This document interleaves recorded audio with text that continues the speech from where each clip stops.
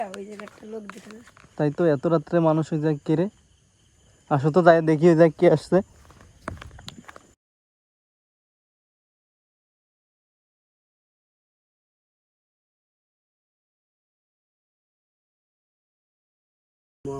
আল্লাহ আল্লাহ আপনি আমার মাকে জান্নাতবাসী বানান। আল্লাহ আল্লাহ গুনাহ করতে করতে আল্লাহ গুনাহ করে বসছি। আল্লাহ আল্লাহ আমাদের গুনাহ দিক না থেকে আল্লাহ আপনি আমার রহমতের নামে করে আমাদের সকলের গুনাহ থেকে মাফ করে দিন।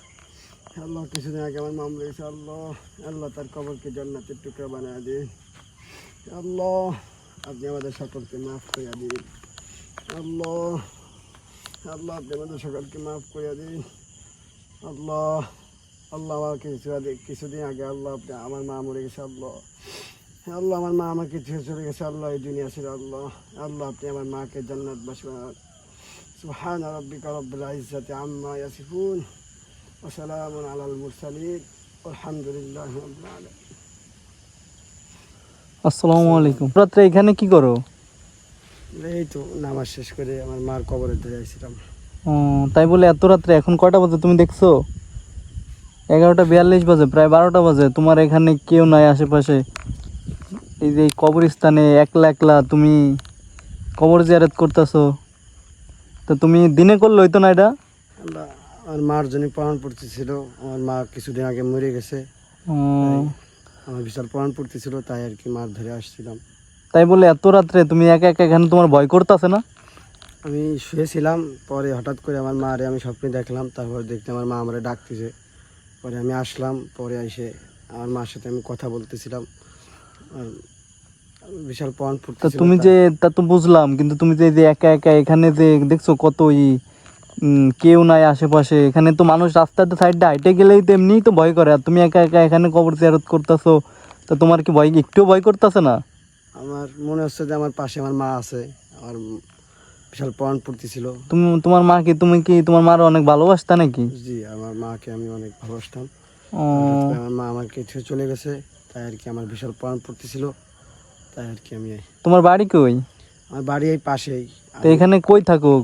আমি এই মাঝে পড়ি, তাই আর এই কি। যে এই পাশে যে মাদ্রাসায়, মাদ্রাসায় পড়ো তুমি? জি, আমি এই মাদ্রাসায় পড়ি, তাই হঠাৎ করে মার কথা মনে পড়লো, তাই আর কি আসলাম আমি।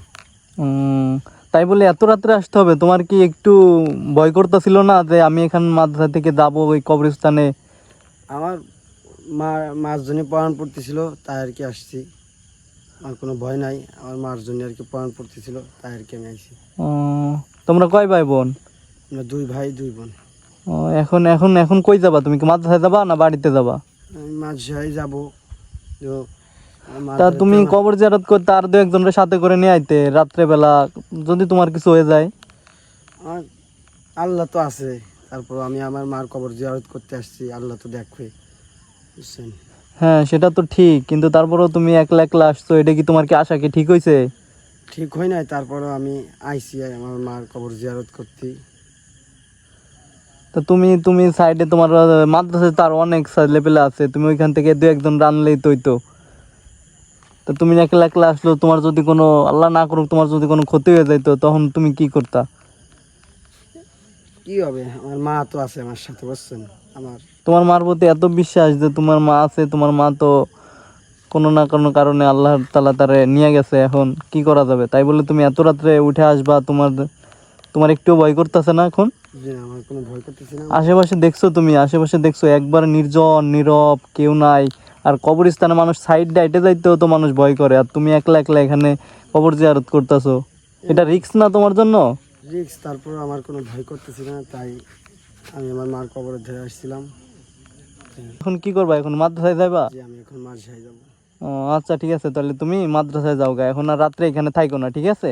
যাই মাদ্রাসায় যাই শুয়ে থাকো, হ্যাঁ? জি আর রাত্রে আর কখনো বেরোয়ও না, বুঝছো? রাত্রে বেরোইলে তোমার সমস্যা হইতে পারে। তোমার আম্মা ঠিক আছে, তোমার আম্মার জন্য দিনে দোয়া করবা, বুঝছো?